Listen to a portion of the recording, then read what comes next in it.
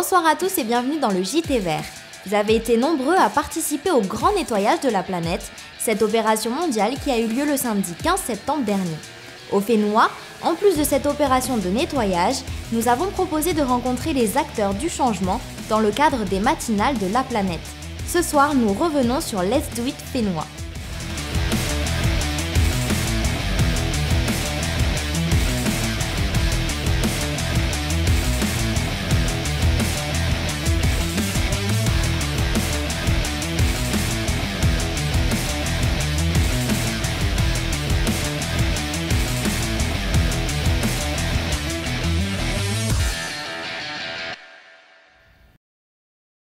Lorsque l'homme aura coupé le dernier arbre, pollué la dernière goutte d'eau, tué le dernier animal et pêché le dernier poisson, alors il se rendra compte que l'argent n'est pas comestible. Ce proverbe amérindien est criant de vérité, car il ne faut pas se leurrer, d'une manière générale, nous n'avons aucun respect pour la planète et nous considérons que tout s'achète. On essaie parfois de faire des efforts, on trie ses déchets, tout en continuant à consommer de manière effrénée. On ferme le robinet d'eau au moment de se savonner, tout en oubliant de réparer ses fuites d'eau. Alors c'est vrai, nous sommes dans une société de consommation, où tout est à notre disposition et qu'il suffit de l'acheter pour l'obtenir. Où ma consommation est devenue une mesure de richesse, où plus je consomme, plus je suis considéré comme riche. L'ONG Global Footprint Network a fixé le jour du dépassement mondial, la date à partir de laquelle l'humanité vit à crédit, au 1er août dernier. Pour notre Fénois, cette date avait été calculée au 30 mai. Cela donne une idée de l'impact de nos activités sur notre Fénois et notre planète.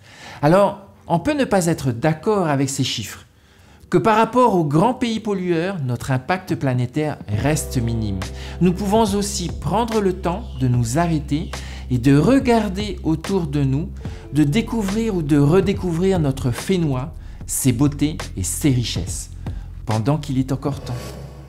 Vous le savez maintenant, le mouvement Let's Do It a commencé en Estonie en 2008, lorsque 50 000 personnes se réunirent pour nettoyer l'ensemble de leur pays en une seule journée. Pour le grand nettoyage de la planète, 15 millions de personnes se sont mobilisées dans 158 pays et territoires, dont le Fénois. Ils sont venus, ils ont répondu présent. On a un groupe d'une vingtaine de personnes à peu près. Et ils donnent de leur temps, donc je tiens aussi à les remercier. Remercier tout le monde, tous ceux qui se sont déplacés, parce que c'est vrai que c'est le week-end. Ça demande du temps, il faut se déplacer, il faut laisser ses obligations de côté, la famille. On a aussi des enfants, tu as des groupes qui se sont déplacés avec leur famille. Donc oui, c'est un bilan positif, je pense. À l'occasion de cette grande opération mondiale, l'équipe du JT Vert a souhaité rencontrer les acteurs du changement au Fénois. Durant 3 jours, particuliers, entreprises ou associations se sont succédés dans le hall de la CCISM pour partager leurs expériences de développement durable. Les acteurs de la vie civile deviennent de plus en plus experts et demandeurs d'amélioration, de modification. Et on sent que les mentalités ont tellement évolué qu'aujourd'hui ils veulent même changer d'habitude, changer vraiment leur comportement. Et ça, c'est des notions qu'on ne connaissait pas il y a même 10 ans. Aujourd'hui, le tissu associatif n'est pas là pour protester. Ils sont là pour amener des idées nouvelles, les faire réussir. Et c'est ça qui est hyper valorisant. Le zéro déchet, ce ne sont pas des contraintes, parce que c'est l'idée qu'on peut en avoir de l'extérieur. Une fois dedans, on prend conscience de tout le bonheur qu'on a à le faire et faire participer, faire vivre à nos élus, à quelques familles, cette aventure aurait un sens très pertinent. Rendez-vous la semaine prochaine pour la suite de notre reportage. Nous poursuivons notre série spéciale intitulée Zoom sur. L'idée est de revenir chaque semaine sur une question particulière de la protection de l'environnement ou du développement durable. Tout de suite, nous faisons un zoom sur la transition énergétique.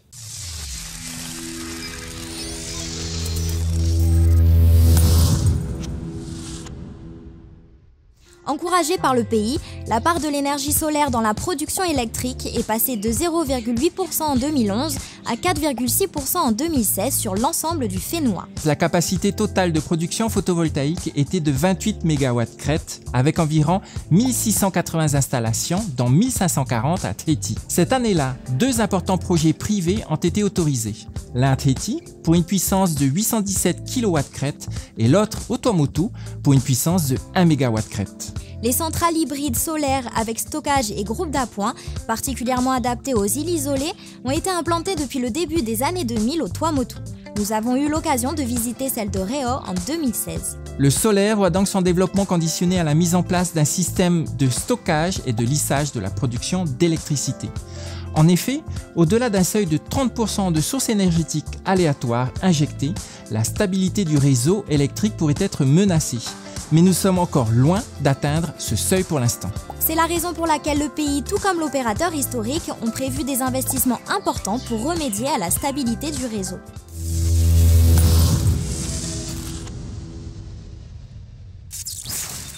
Prochain rendez-vous la semaine prochaine pour la suite de notre série spéciale sur la transition énergétique. Vous pouvez également retrouver ce Zoom sur notre page Facebook.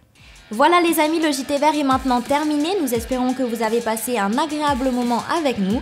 Vous pouvez retrouver notre émission sur le replay de TNTV ainsi que sur les réseaux sociaux du JT Vert. Souvenez-vous que chaque petit geste compte. À très bientôt, au revoir.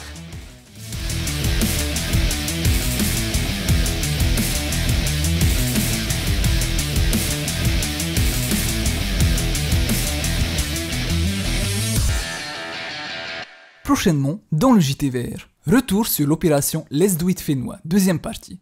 Le 15 septembre dernier, le grand nettoyage de la planète a eu lieu partout à travers le monde, y compris ici au Fénois. À cette occasion, les acteurs du développement durable sont intervenus durant les conférences des matinales de la planète. C'est prochainement dans le JT Vert.